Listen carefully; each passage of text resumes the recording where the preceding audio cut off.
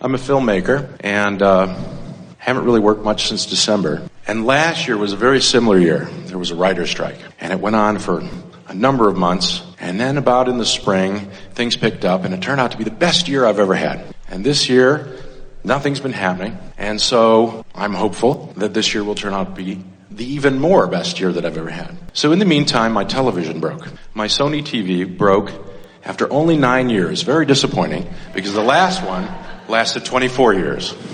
And they don't make them like they used to. And so I've discovered that they don't make TVs like they used to, literally, because now they're flat screens, they're not tubes. And so I've been really getting excited about the new technology and what I need to buy and all the accessories and just having so much fun manifesting this TV. And I got the accessories, and then when it came down to the TV, I kind of stopped because I thought, I better wait till I get work. And I was holding on and holding on and holding on. And all of a sudden it occurred to me that if I don't buy this TV, I'm not going to get any work, because I'm holding the abundance away from me. I'm afraid that if I buy it now, I won't have enough money, So I pushed the button on the computer and I ordered the TV. It's on the way. Big flat screen, going to put it on the wall. So I think I'm being hopeful about getting this work in. I think I'm looking at it the right way, but I need a little help cleaning my vibration up about bringing the abundance in, especially with all the crap on the TV and everything like that. I try to let that go. But I need some help cleaning up my vibration about bringing that abundance that I know I deserve and is coming to me. Can you help me with that? Well, we can, but we want to ask you, as you were describing last year and this year, you were offering vibration all over the place. In other words, you, for a moment, talked about it being the best year you ever had, and then you talked about how before that it wasn't good, and then you talked about how it was good, but how this year isn't. And then you talked about your television and sort of distracted us all. No one really knew where you were going for a while. And I'm trying to keep you on your toes. And then you talked about how you didn't feel you should buy the television. And then you talked about how you realized that might be keeping it away from you. And we just want to point out to you that you're this way and this way and this way and this way and this way and this way and this way. And there isn't anything that we know or that we could convey to you that would make you know something more than you know.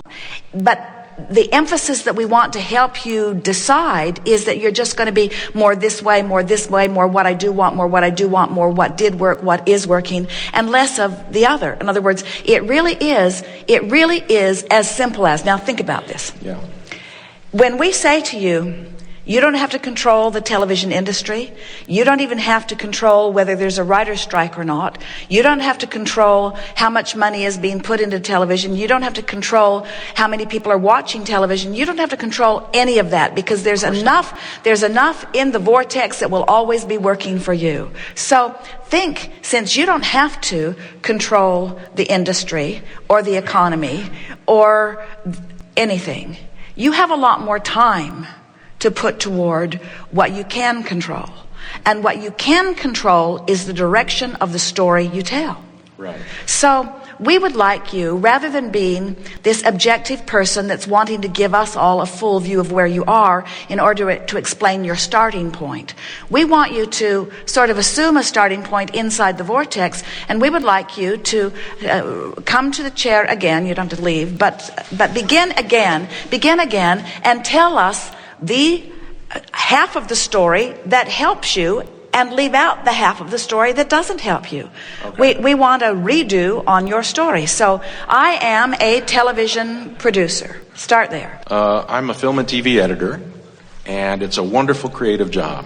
I had a wonderful year last year, best I've ever had, and I had a lot of fun. Now, when you say, I had a wonderful year last year, best I ever had, even though the words sound good, you're poking at something with a stick that is activating a vibration within you that is activating the other end of the stick, even though you don't mean to. So the whole point of the story that you tell is not to inform or to amuse. The point of the story you tell is to affect the way you feel. Right. In other words, the assignment we are giving you is all stories, as best you can, are told from this point forward for the purpose of getting inside the vortex. That's the sole reason that you are ever going to communicate anything again relative to your work.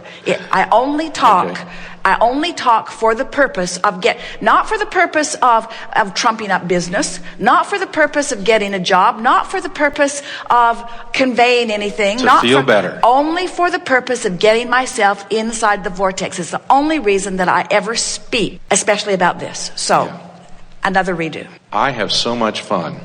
Now, sounds good, and we believe it, but we just wanted to stick something else in here. Okay. You know, earlier when we were talking about that merry-go-round on the playground and how if you try to jump in too fast, it knocks you off in the bushes. The focus wheel, sure. So it's possible that by us instructing you to tell us an inside the vortex story, that even though you're trying, the vortex is just knocking you back off in the bushes because you're not up to speed with it. And so it's all right if the story you tell is for the purpose of improving the way you feel. And it's really not fair or accurate for someone else like us to criticize where you are. We just want you to know we're in the vortex where everything you want is, and we can feel if the story that you're telling is moving you toward or away from. We're not trying to hold your feet to the fire and say, be in the vortex. We just want you to be moving more toward it than away from it. So that's what we're listening for with the stories that you are telling us. So this is the most loving, helpful thing that we could ever do for you. We're standing here listening to your story and pointing out to you the direction of it. And once you get a whiff of this, then you'll never tell the stories that move you in opposite direction again. I'm looking forward to that. All right. Let's hear it. Oh boy, pressure's on. Oh, all right. Now, oh boy, pressure's on. That was. So how might you say that? How might you say this? Isn't it nice that I get to sit in the company of someone inside my vortex who can hear when I'm approaching the vicinity of it? And if you want to call that pressure, we would call it the opportunity of a lifetime. Yeah. So let's hear it. I marvel at the creative people I get to work with. That was perfect. It didn't throw you off in the bushes. You do. You feel it exactly. I love getting a job that expands the way I think. Poked at that one a little bit with a stick, so clean it up. In other words, it leaned a little outside. Add to it and make it. You mean the unspoken part was sometimes I get to do crap jobs too? Maybe. Stop it.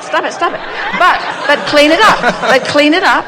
Clean it up even as you're speaking it. I love the creative work. I love how it flows through me, and I love the creative genius that is available to me that I get to co-create with. Now, we can feel that. You're right there. What else? I love the way people respond when something really amazing happens in the editing room. And they love it. And then I love it. And then I get to work even better because it all rolls together in a big snowball. I love the benefits of doing it because even when I'm not working, then I get to play and relax and take the money I earn and buy TV sets.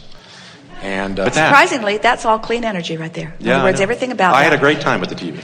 You see, just this little bit of conversation, you go easily there. But you go easily the other way too. And so it's just a conscious awareness. We're not kidding you. All you have to do is just frame this story with a little bit more deliberate intent. And the story itself will begin to gain momentum. Yeah. And every time you find yourself feeling a little worried, sit down and do a focus wheel until the worry subsides. And then if worry comes up again, do a focus wheel till the worry subsides, until you have trained the worry away. You've trained away the vibration and then in the absence of that, you'll be swept right in. And again, you'll have another incredible year. It's just the way it works. Right. I'm not resonating with the focus wheel as the process I want to use. Is there another one you can offer? Well, the reason that we like the focus wheel is because it helps you, because it tells you that by focusing you can shift the way you feel and you can actually feel it happen. Tell us your story again. I'm excited about what's coming toward me, about the creativity that I'm going to get to put in this job. Now, we hear that, but we don't believe it.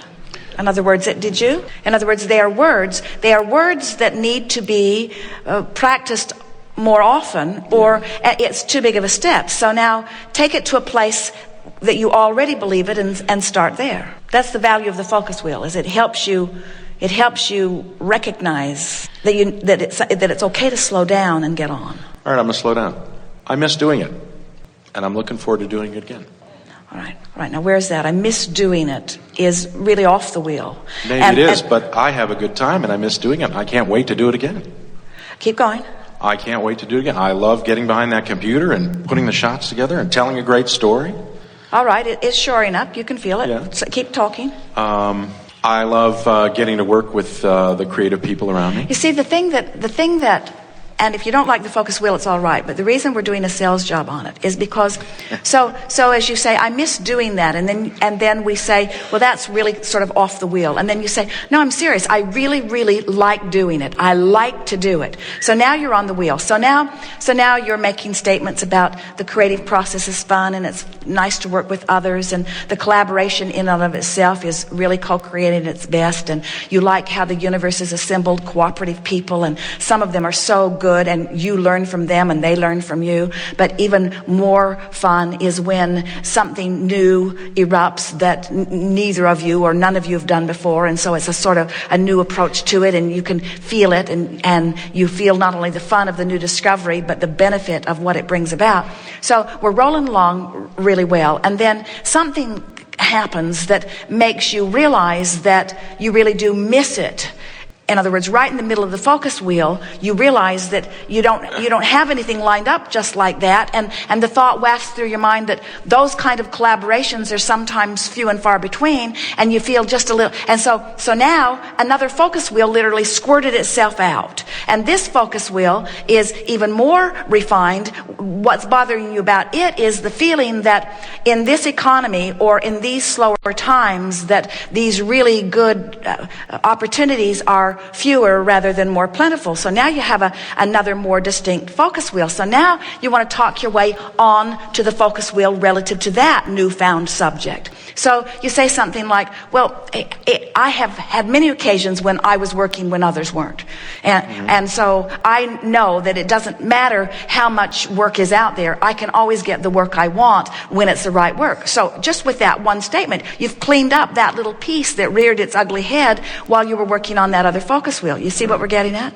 So then let's say, so you do the focus wheel and you actually get inside the vortex and you're feeling good about it for an hour or two, and then you get bored or you get restless or you realize that you don't have as much money. Something in your life gives you evidence that you don't have what you want, and so now it's time for another focus wheel.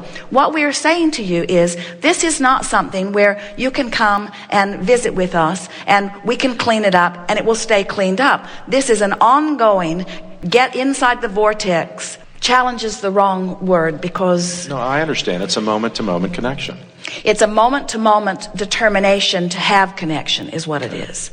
It's making the connection, it's making being in the vortex more important than having the job. That's really what it comes down to. It's making the vortex matter more than the job. And when the vortex matters more than the job, you've got control over whether you're in the vortex or not, while you don't have control over whether you go to work today. You can't just show up somewhere and say, I've decided I want to work today. You don't have that kind of control. Right. But you do have control over the vortex, over your relationship with it. And when you exercise that, then what happens is you just feel better anyway, feel better anyway, feel better anyway. And it would take you 2 or 3 days of feeling mostly better anyway, and something would pop for you. That's how close it all is. We are fine-tuning with you, but there is unquestioningly a vibration within you that stays active enough that it slows it down. So what happens for you, and this is true for a lot of people, sure. As long as you've got this sloppy thinking going on, and it's all right because there's lots of things to think about. As long as you've got this sloppy thinking going on, what happens is you keep vibrations active that keep you apart from what you're asking for. And so the more poignantly you ask, and then the more you continue that same kind of thinking, then the more the stress gets on this vibrational relationship, until eventually what happens is your experience becomes acute enough that then you make a stronger determination, and then you focus, and then you make it happen. But it's hard. It's like deprive until I can't stand the deprivation anymore. And then I focus, and I allow it. But oh man, is that a rough roller coaster kind of life? Yeah, that's the cleaning up I want to work on. So that's why we're giving it to you. And so we gave you the best process on the universe to get in the vortex, and you said, I don't really resonate with that process.